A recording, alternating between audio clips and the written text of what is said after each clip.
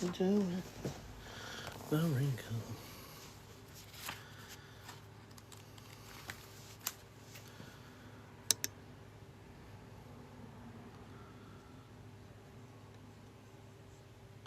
Wrinkle in time.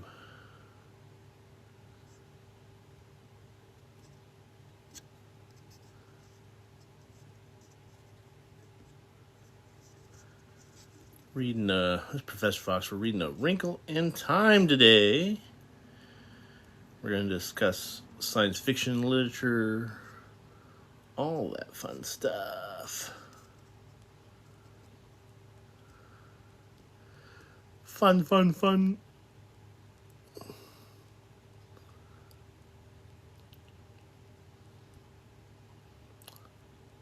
Welcome. I'm Professor Fox, and we're going to be reading The Wrinkle in Time today. We're on chapter 6, by the way. We're going to discuss. I'm just going ahead and sending out invites right now. Okay. So we're reading The Wrinkle in Time. It's Professor Fox's Cozy Corner. This book is part fantasy, part science fiction. It gives me a Doctor Who vibe. It's also got a good versus evil theme and light versus darkness theme. Things that you can learn from this book is go with your gut feeling. Hello, Josh. Go with your gut feeling. It's okay to rebel at times. And it's okay to be different and go with your gut. So Meg is a typical young adult, middle schooler at the age. She's trying to figure things out. And she's looking for her dad, and she doesn't feel like she fits in anyway. She might have feelings for this guy named Calvin that got transported with her in the tesseract as well, and hopefully they find her dad in this next few chapters.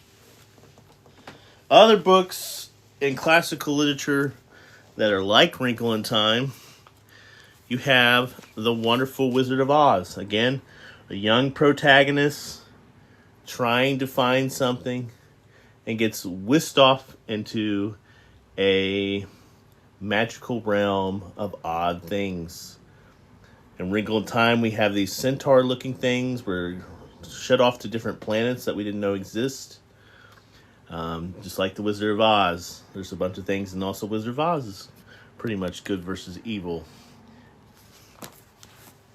Another one would be The Lion, Witch, and the Wardrobe by C.S. Lewis. You have a little bit of those religious undertones, which is also throughout Wrinkle in Time. And then also we have the mystical creatures, and you have the witch representing the darkness. Another book like this would be Alice in Wonderland, Through the Looking Glass. Those are your classic literatures that are like Wrinkle in Time. If you're interested in Wrinkle in Time, if you think it's a good book to read, Brooks and Mortar has it for $5.40. They also do where if you spend $30, you can get free shipping. And then another suggestion I have for you, I'll pin up The Lion, Witch, and the Wardrobe, which is another book that we read here on Professor Fox's channel. So we're going to begin. We're going to read The Wrinkle in Time. We're starting with, hello, Kara. We're starting with The Happy Medium, Chapter 6. Again, they focused their eyes on the crystal ball. The earth, with its fearful covering of dark shadows, swam out of view, and they moved rapidly through the Milky Way. And there was the thing again. Watch, the medium told them. The darkness seemed to seethe and refill. Was this meant to comfort them? Suddenly there was a great burst of light through the darkness. The light spread out, and where it touched the darkness disappeared. The light spread until the patch of the dark thing had vanished.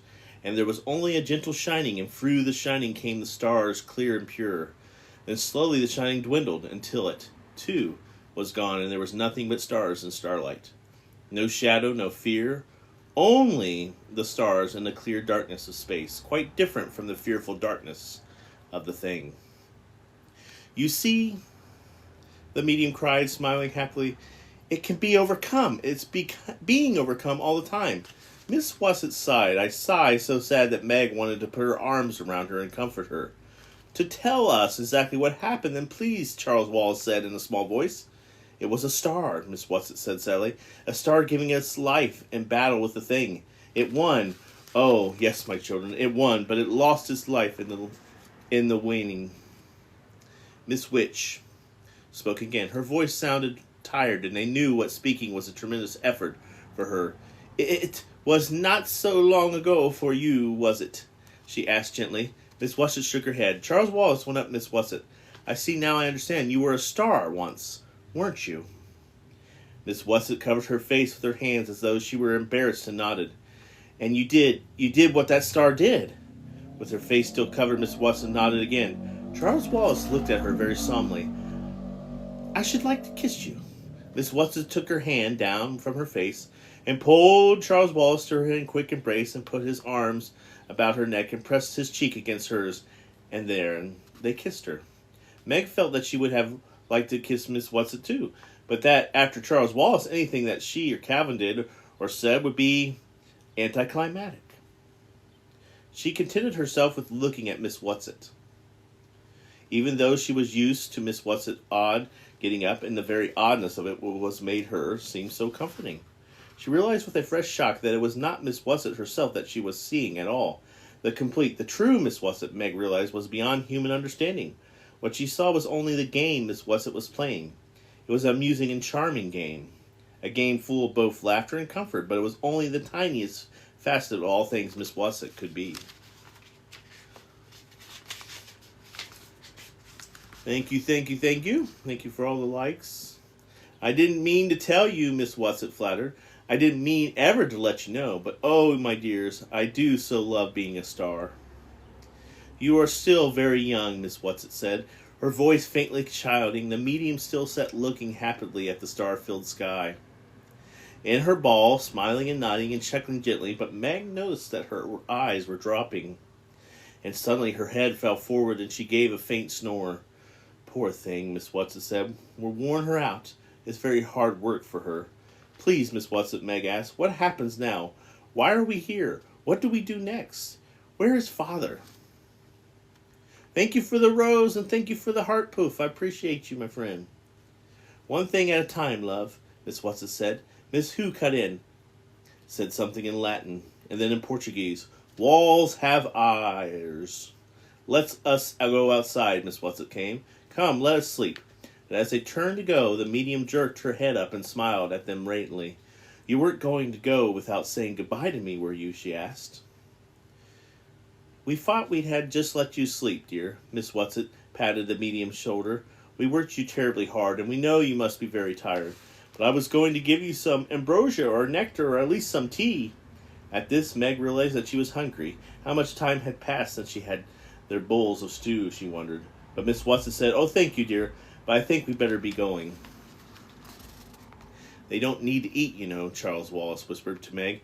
At least not food, the way we do. Eating just a game with them. As soon as we get organized again, I better remind them that they'll have to feed us sooner or later. The medium smiled and nodded.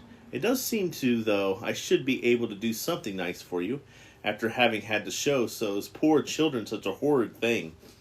Would they like to see their mother before they go? Could we see Father? Meg asked eagerly. No, Miss Wusset said. We are going to your father, Meg. Do not be impatient. But she could see her mother, couldn't she? The medium wowed. Oh, why not? Miss Wusset put it in. I wouldn't take long, and it can't do any harm. And Calvin, too, Meg asked. Could he see his mother, too? Calvin touched Meg in a quiet gesture, and whether it was a thanks of appreciation, there was not sure. I think it is a mistake, Miss Wusset was disapproving, but since you have mentioned it, I suppose you must go ahead. I hate it when she gets cross, Miss Wusset said, glancing over at Miss Witch. And then the trouble is, she always seems to be right, but I really don't see how it could hurt, and it might make you feel all better. Go on, medium dear. The medium, smiling and humming, softly turned the crystal ball a little between her hands. Stars, comets, planets flashed across the sky, and then the earth came into view, the darkened earth closer and closer till it filled the globe, and they had somehow gone through the darkness until the snuff white of the clouds and the gentle outline of the continents shone clearly. Calvin's mother first, Meg whispered to the medium. The globe began to haze cloudily, and then the shadows began to solidify, to clarify. They were looking into an untidy kitchen with a sink full of unwashed dishes. In front of the sink stood an unkempt woman with gray hair stringing about her face. Her mother was open, and Meg could see the toothless gums, and it seemed that she could almost hear her screaming at the two small children who were standing by her. Then she grabbed a long wooden spoon from the sink and began whacking one of the children. "Oh dear," the medium murmured, and the picture began to dissolve. I didn't really... "It's all right," Calvin said in a low voice. "I think I'd rather know." Now, instead of reaching out to Calvin for safety, Meg took his hand in hers, not saying anything in words, but trying to tell him by the pressure of her fingers what she felt. If anyone had told her only that day before she, Meg, had Snaggletooth, the minute clumsy would be taking a boy's hand to offer him comfort and strength, particularly a popular and important boy like Calvin. The idea would have been beyond her comprehension, but now it seemed as natural to want to help and protect Calvin as it did Charles Wallace. The shadows were swirling in the crystal again, and as they cleared, Meg began to recognize her mother's lap at home.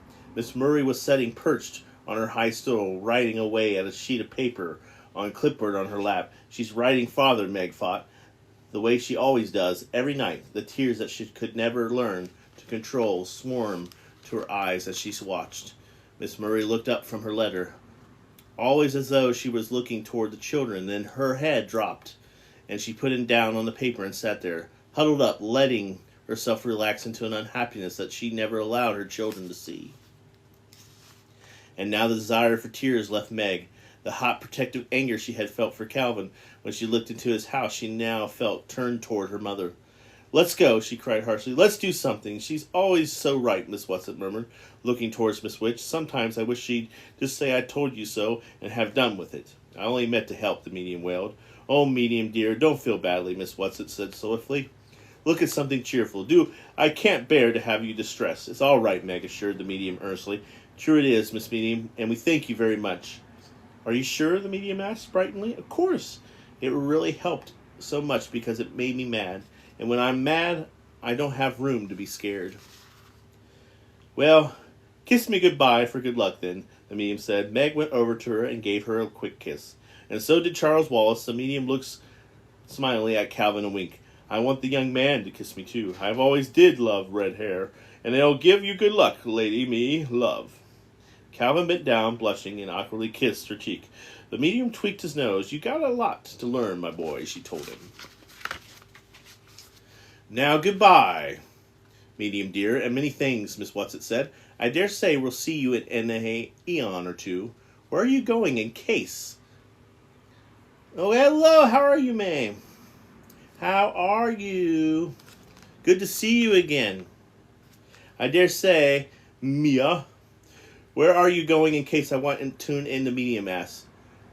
"Comatose," Miss Watson told her. Where and what was comatose? Meg did not like the sound of the word or why in which Miss Watson pronounced it. But please don't distress yourself on behalf.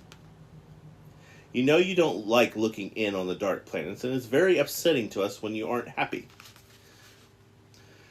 But I must know what happiness happens to the children, the medium said. It's my worst trouble going fond, and I don't get fond. I could be happy in all time. Oh, well, no hum. I managed to keep pretty jolly, and a little snoozy will do wonders for me right now. Goodbye, everybody, and her word got lost in the general bye-byes of snores. Come, Miss Watson ordered, and they followed her out of the darkness of the cave to the impersonal grayness of the medium's planet. Now, children, you must not be frightened at what is going on to happen, Miss Witch warned. Stay angry, little Meg, Miss Watson whispered. You'll need all your anger. Without warning, Meg was swept into nothingness again. This time the nothingness was interrupted by a feeling of clumsy cloudness such as she had never felt before. The coldness deepens and swirled all about her and through her, and was filled with a new and strange kind of darkness that was a completely tangible thing. A thing that wanted to eat and digest her like some enormous malignant beast of prey. Then the darkness was gone. It had been the shadow, the black thing. They had traveled through it to get to her father? Thank you for the gift. Thank you for the cat that says I'm awesome. I like that. There was by now a familiar swinging in her hands and feet, and the push through the hardness as she was on her feet, breathless by unarmed, standing beside Calvin and Charles Wallace. Is this Camatage? Camazotis. I don't know how to pronounce that. Camazotis. Charles Wallace asked that Miss Whatsit materialized in front of him.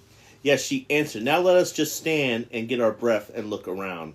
They were standing on a hill, and Meg looked about her, and she felt that it could easily be a hill on the earth. There were the familiar trees she knew so well at home. Birches, pines, maples, and through it was warmer than it had been when they were so pretentious, left the apple orchard, and there was a faintly autumnal touch to the air.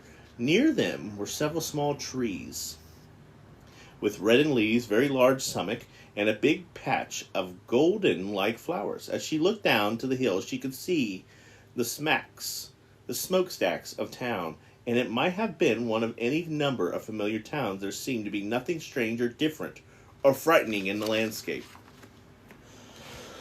Thank you for all those gifts and likes. I'm going to need a drink. Oh, no. So, the really cool thing we found out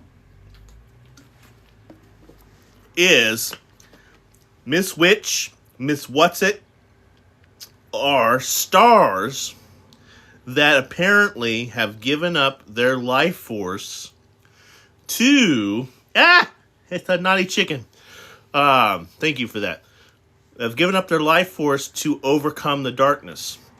Now, I guess they're able to reform in these manifestations of what these children see to help them find their father and to help them fight the darkness. But they're stars that have given up their life force to fight the darkness.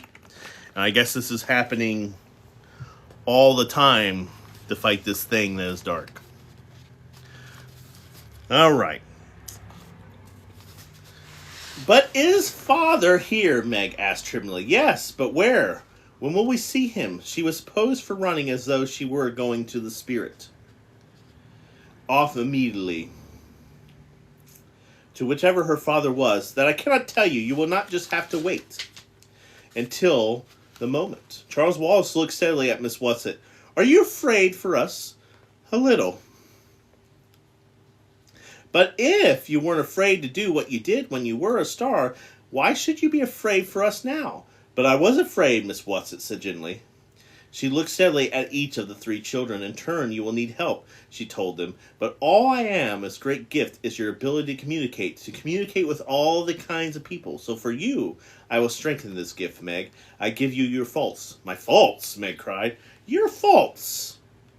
But I'm always trying to get rid of my faults. Yes, Miss Watson said. However, I think you'll find you'll come in very handy on Camatage.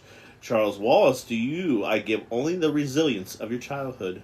From somewhere, Miss Who's glasses glimmered, and they heard her voice. Calvin, she said, a hint for what you hint. Listen well. For that he was a spirit too delicate to act their earthly and adorned commands, refused their grand heights, they do confine him by help of their most potent miseries, and in their most unintelligible rage, into a colven pine within which raft. In prison he did his painful remain. Shakespeare the Tempest. So that's what's neat about these classics, especially C.S. Lewis, and we're talking about C.S. Lewis. Lion, Witch, and the Wardrobe. Lion, Witch, and the Wardrobe. They make references of other classic works. This one in particular we have done. We're really into Shakespeare the Tempest. We mention that a lot. I think it's because it's a coming storm, a coming darkness, is why we want to mention Shakespeare's Tempest a lot. We mentioned other bodies of work. But this one is pretty interesting with that. So that's why you read the classics, so you can understand other books. But I believe they're using the tempest here as the gathering storm that is yet to come. So what is this darkness? It's a storm gathering. Where are you, Miss Who? Charles Wallace asked. Where is Miss Witch? We cannot come to you, Miss Who's voice blew to them like the wind. She says something in Latin. I do not know everything, still many things I understand. That is for you, Charles. Remember that you do not know everything. Then the voice was directed to Meg. To you! I leave my glasses, little blind as a bat. But do not use them except as a last resort. Save them for the final moment of peril. As she spoke, there was another shimmer of spectacles, and then it was gone, and then the voice faded out with it. The spectacles were in Meg's hand. She put them carefully into the breast pocket of her blazer, and the knowledge that they were there somewhere made her a little less afraid. "Tattoo, all there off you I give you my command," Miss Watches said. "Go down into the town. Go together. Do not let them separate you. Be strong." There was a flicker, and then a vanish. Meg shivered. Miss Wesson must have seen the shiver, for she patted Meg on the shoulder, and then she turned to Calvin. "Take care of Meg." "I can take care of Meg," Charles Wallace said rather sharply. "I always have." Miss Wesson looked at Charles Wallace, and then the creaky voice seemed somewhere both to soften and to cheapen at the same time. "Charles Wallace, the danger here is greatest for you." "Why?" "Because of what you are. Just exactly because of what you are, you will be by far the most vulnerable. You must stay with Meg and Calvin. You must not go off on your own. Beware of pride and arrogance, Charles, for they may betray you." At the tone of Miss Wesson's voice, both warning and frightening, Meg shivered again. And Charles Wallace butted up against Miss Wesson in a way he often did with his mother, whispering, "Now, I think I know what you meant about being afraid. Only a fool is not afraid," Miss Wesson told him. "Now go." And where she had been there was only sky and grass and a small rock. "Come on," Meg said impatiently. "Come on, let's go." She was completely unaware that her voice was trembling like an aspen leaf. She took Charles Wallace and Calvin each by the hand and started down the hill. Below them, the town was laid out in a harsh angular pattern. The houses in the outskirts were all exactly alike. Small square boxes painted gray. Each had a small rectangular plot of a yarn in front, with a straight line, a pole-looking flowers edging the path of the door. Meg had a feeling that if she could count the flowers there would be exactly the same number for each house. In front of all the houses, children were playing. Some were skipping rope. Some were bouncing balls. Meg felt vaguely that something was wrong with their play. It seemed exactly like children playing around any house development at home, and yet there was something different about it. She looked at Calvin and saw that he too was puzzled. "Look," Charles Wallace said sadly. "They're skipping and bouncing in rhythm. Everyone's doing it exactly at the same moment." This was so. As she skipped, the rope hit the pavement. So did the ball. As the rope curved over the head of the jumping child, then the child with the ball caught to the ball. Down came the ropes. Down came the balls. Over and over again, up and down, and all in rhythm. All identical. Like the houses, like the paths, like the flowers. Then the doors of all the houses opened simultaneously, and out came women like a row of paper dolls. The print of their dresses was different, but they all gave the appearance of being the same. Each woman stood on the steps of her house. Each clapped. Each child with a ball caught the ball. Each child with a skipping rope folded the rope. Each child turned and walked into the house. The doors clicked shut behind them. "How can they do it?" Meg asked, wondering. "We couldn't do it that way if we tried. What does it mean?" "Let's go back," Calvin voiced urgent. "Back?" Charles asked. "Where?" "I don't know. Anywhere but back in the hill. Back to Miss Wesson and Miss Who and Miss Witch. I don't like this. But they aren't there. Do you think they'd come to us if we turned back now?" "I don't like it," Calvin said again. "Come on." Impatient made Meg squeak. "You know we can't go back. Miss Wesson said to go into the town. She started on down the street." And the two boys followed her. The houses, all identical, continued as far as the eye could reach. Then, all at once, they saw the same thing and stopped to watch. In front of one of the houses stood a little boy with a ball, and he was bouncing it, but he bounced it in a rather badly and with no particular rhythm, sometimes dropping it and running after it with an awkward furtive leaps, sometimes throwing it up into the air and trying to catch it. The door of his house opened, and out ran one of the mother figures. She looked wildly up and down the street, saw the children, put her hand to her mouth, as though to stifle a scream, grabbed the little boy, and rushed indoors. Thank you for liking the live. The ball dropped from his fingers and rolled out into the street. Charles Wallace ran after and then picked it up, holding it out for Meg and Calvin. It seemed like a perfectly ordinary brown rubber ball. Let's take it to him and see what happens, Charles Wallace suggested. Meg pulled at him. Miss What's-it said for us to go on to the town. Well, we are in town, aren't we? The outskirts, anyhow. I want to know more about this. I have a hunch it may help us later. You go on if you don't want to come in with me. No, Calvin said firmly. We're going to stay together. Miss What's-it said we weren't to let them separate us, but I'm with you on this. Let's knock and see what happens. Thank you for the rose. They went up the path to house. Miss Meg regularly eager to get on into the town. Let's hurry. She begged, please don't you want to find a father? Yes, Charles Wallace said, but to the blindly, how can we help him if we don't know what we're up against? And it is obvious we've been brought here to help him, not just to find him. We walked briskly up the steps and knocked the door. They waited, nothing in happening. Then Charles Wallace saw a bell, and then this and he rang. They could hear the bell buzzing in the house, and then the sound of it echoed down the street, up and down the street. Other doors opened, but only a crack in his eyes peered towards the three children, and the women looking fearfully out the door at him.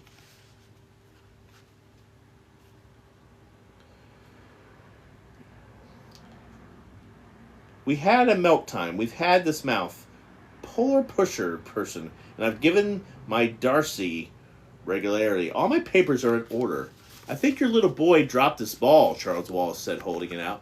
The woman pushed the ball away. Oh no, the children in our section never drop balls. They're all perfectly trained. We haven't had an abbreviation for 3 years.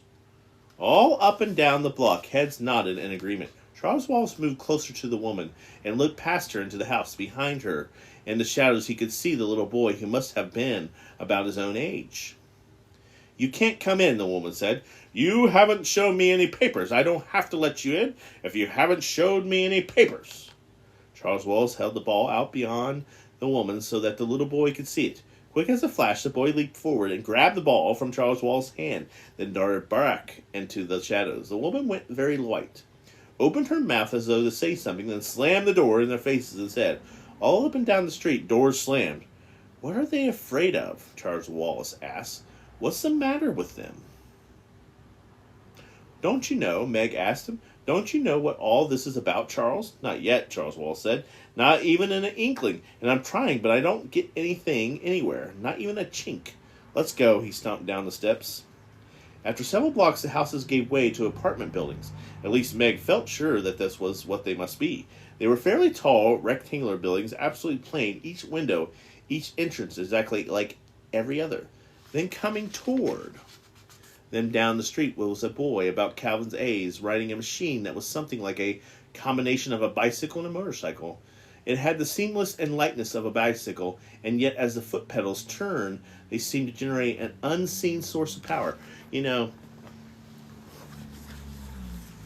what's nice about this is talking about a motorized bicycle right now. This came out, I believe, in the 1960s. Let's find out here. Yeah, originally copyrighted in 1962. Motorized bicycles were not as popular as they are today. This is a really interesting thing that they bring this up to show you that this is a different time, a different place, and this is where the wrinkle in time. So they're bringing up motorized bicycles. Pretty interesting, and we have them today all the time. And yet as the foot pedals turn, they seem to generate an unseen source of power. so that the boy could pedal very slowly and yet move along the street quite swiftly. As he reached his entrance, he thrust one hand into a bag he wore slung over his shoulder, pulled out a roll of paper, and tossed it into the entrance. It might have been Denny's or Sandy, or any 100 of boys with a newspaper route, and any 100 of towns back home. And yet, as with the children playing ball and jumping rope, there was something wrong about it. The rhythm of the gesture never varied. The paper flew in identical. The same arc at each doorway.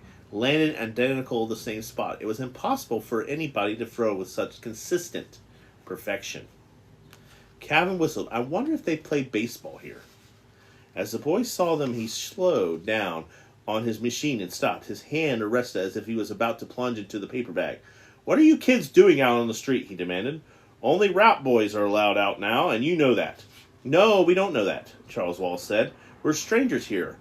How about telling us something about this place?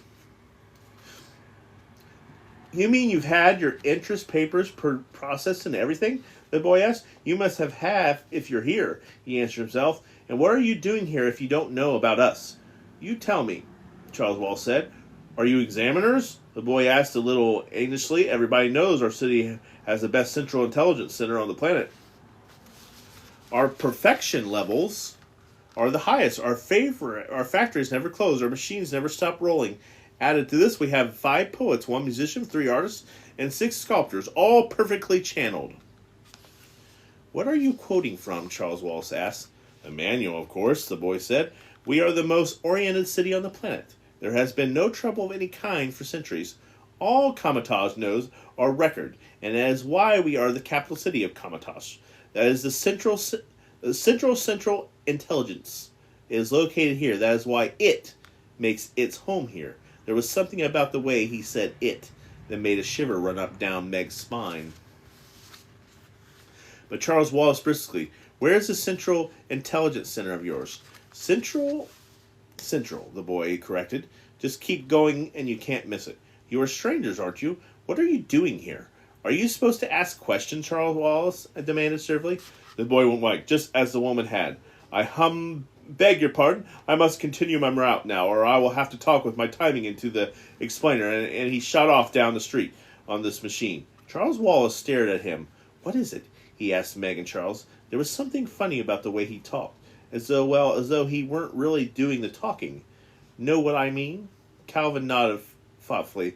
Funny is right. Funny, my particular. Not only the way he talked, either. The whole thing smells... Come on, Meg pulled them. How many times was it she had urged them on? Let's go find Father. He'll be able to explain it all. They walked on. After several more blocks, they began to see other people, grown-up people, not children, walking up and down across the streets. These people ignored the children entirely, seeming to be completely intent on their own business. Some of them went into the apartment buildings. Most of them were heading in the same direction as the children. As these people came to the main street from the side streets, they would swing around the corners with an odd automatic stride, as though they were so deep in their own problems, and the route was so familiar that they didn't have to pay any attention to where they were going. After a while, the apartment buildings gave way to what must have been office buildings, great stern structures with enormous entrances, men and women with briefcases pouring in and out. Charles Wallace went up to one of the women, saying politely, "Excuse me, but could you please tell me?" But she hardly glanced at him as she continued on her way. Look, Meg pointed ahead of them. Across the square was the largest building they had ever seen, higher than Empire State Building, and almost as long as it was high. There must be it, Charles Wallace said. There's central intelligence, or whatever it is. Let's go on. But if Father is some kind of trouble with this planet, Meg objected, isn't that exactly where we shouldn't go? Well, how do you suppose finding him? Charles Wallace demanded. I certainly wouldn't ask there.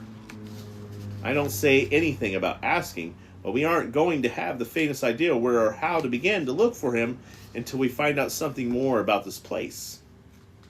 And I have a hunch that that's the place to start. If you have a better idea, Meg, why, of course, just say so. Oh, get down off your high horse, Meg said crossly. Let's go to your old central intelligence and get it over with. Oh, I kicked it. There we go. If we needed passports or papers, Miss Watson would have told us so, Charles Wallace said. Calvin put his hands on his hips and looked down at Charles Wallace. Now look here, old sport. I love those 3 old girls just as much as you do, but I'm not sure they know everything. Take a drink break. So, this is pretty neat. We're starting to see like a suburbia type thing. This is kind of like the fear that people had in the 1950s and 1960s of everybody would be the same and everybody would be doing the same thing, and we had all the similar stuff. Let's see, what other... We can do this goal. Yeah. Kind of getting a have you ever read the book 1984? I'm getting that kind of vibe from this book right now. The Central Intelligence area, maybe they're watching everybody, making sure that they are doing the right thing, making sure they're all synchronized. Making sure they're doing everything. Hey, thank you for that. I'm going to set up our corn goal. There. Change it to goal. I'm glad you're supporting your friend. That is great. We're reading A Wrinkle in Time, and it's getting the vibes of 1984 right now. I didn't say anything about asking, but we aren't going to have the faintest idea where or how to begin to look for him until we find out something more about this place, and I have a hunch that that's where we need to find it. Okay, I think we ought to have passports or something, Calvin suggested. This is much more than leaving America to go to Europe, and the boy and the woman both seem to care so much about having things in proper order. We certainly weren't going to get any papers in proper order. If we needed passports or papers, thank you for the corn, my friend. Miss Watson would have told us so, Charles Wallace said. Calvin put his hands on his hips and looked down at Charles Wallace. Now look here, old sport. I love those 3 old girls just as much as you do, but I'm not sure they know everything. They know a lot more than we do, granted, but you know Miss Watson talked about having been a star. I wouldn't think that being a star would give her much practice in knowing about people. When she tried to be a person, she could pretty close to goofing it up. There was never anybody on land or sea like Miss Watson the way she got herself up. She was just having fun. If you wanted to look like you or Meg, I'm sure she could have. Calvin shook his head. I'm not sure, and these people seem to be people. And if you know what I mean, they weren't like us. I grant you that there's something very offbeat about them, but they're lots more like ordinary people than the ones on Urel. Do you suppose they're robots? Meg suggested. Charles Wallace shook his head. No, that boy who dropped the ball wasn't a robot, and I don't think the rest of them are either. Let them listen for a minute. They stood very still, side by side, in the shadow of the big office buildings. 6 large doors kept swinging shut open, as people went in and out and in and out, looking straight ahead, paying no attention to the children whatsoever. Charles wore his listening, probing look. They're not robots, he said suddenly and definitely. I'm not sure what they are, but they're not robots. I can feel minds there. I can't get at them all, but I can feel them sort of pulsing. Let me try a minute more. The 3 of them stood there very quietly. The doors kept opening and shutting, and then the shift of people hurried in and out and in and out, walking jerkily like figures in an old silent movie. Then abruptly the stream of movement thinned. There were only a few people, and these moved more rapidly as if the film had been speeded up. One white-faced man in a dark suit looked directly at the children, said, "Oh dear, I shall be late," and flickered into the building. He's like the White Rabbit, Meg giggled nervously. I'm scared, Charles said. I can't reach them at all. I'm completely shut off. We have to find Father, Meg started again. Meg, Charles Wallace's eyes were wide and frightened. I'm not sure I'll even know Father. It's been so long and I was only a baby. Meg's reassurance came quickly. You'll know him. Of course you'll know him. The way you know me. even without looking, because I'm always there for you and you can always reach in. Yes, Charles punched one small fist into an open palm with a gesture of a great decision. Let's go to the Central Intelligence. Calvin reached out and caught both Charles and Meg by the arm. You remember when we met? You asked me why I was there, and I told you it was because I had a compulsion, a feeling. I just had to come to that particular place at that particular moment. Yes, sure, I got another feeling, not the same kind, a different one. A feeling that if we go into that building, we're going to be in terrible danger. Okay, so we're done with that chapter. And yeah, we're getting a lot of things that are like other books. This whole story kind of gives me a Doctor Who vibe. I'm not sure if this inspired Doctor Who or this was going on during Doctor Who. This book came out in 1962, so any people that know about Doctor Who, did Doctor Who come out after 1962? I think it did. I'm not sure when the first Doctor Who episode aired, but this will gives me that kind of feel. It does reference other books. You know, Alice in Wonderland was just referenced. It was about the White Rabbit. If you're interested in this book, you can purchase it from Books and Mortar for $5.40. Other books like Wrinkle in Time.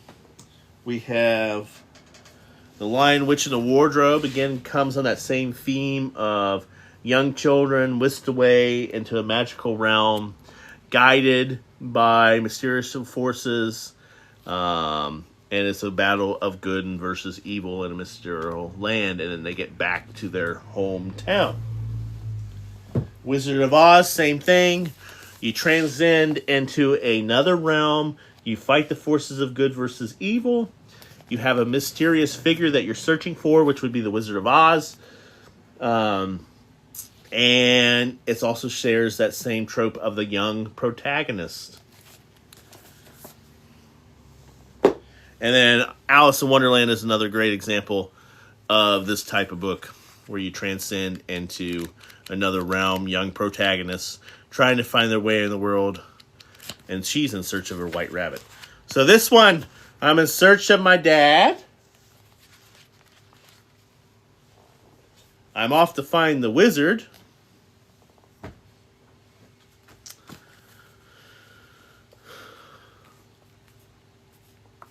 This, they're searching for their brother.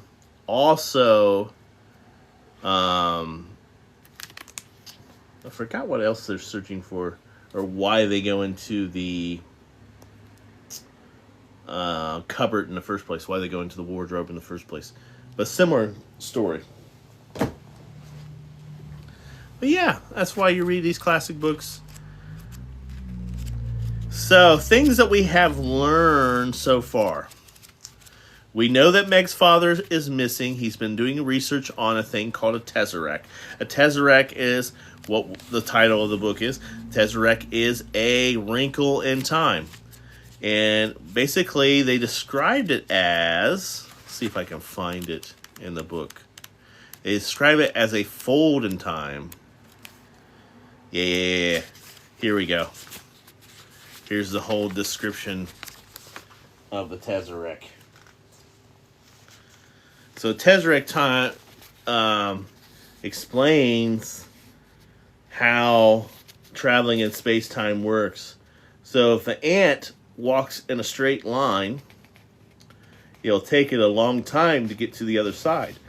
But if we fold the string, when we're, hello Jarvis, if you fold the string, you can get the ant to the other side very fast.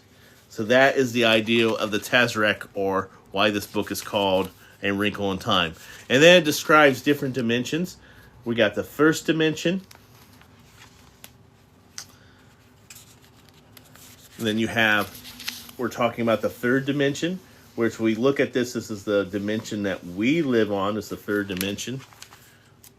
And then they describe they are traveling through the fifth dimension because they're saying that the fourth is time. Time is the fourth dimension according to the stars. And then when you fold it, that's where you get the fifth dimension, and that is the wrinkle in time. So that's how they're able to travel to Urel and Kamatage, where they're at now, at the Central Intelligence Agency. But yeah, thank you for joining me in this nice little trip. I'll be finished reading this book very soon, and I'm going to be off to work now. So take care. I enjoyed everybody that came in. Now my cat's here. What you doing? What are you doing? Why did you come to visit me? Oh. You busy? You hungry? Alright, it's Professor Fox and Star signing off. Take care, everybody. And we'll finish the Wrinkle in Time.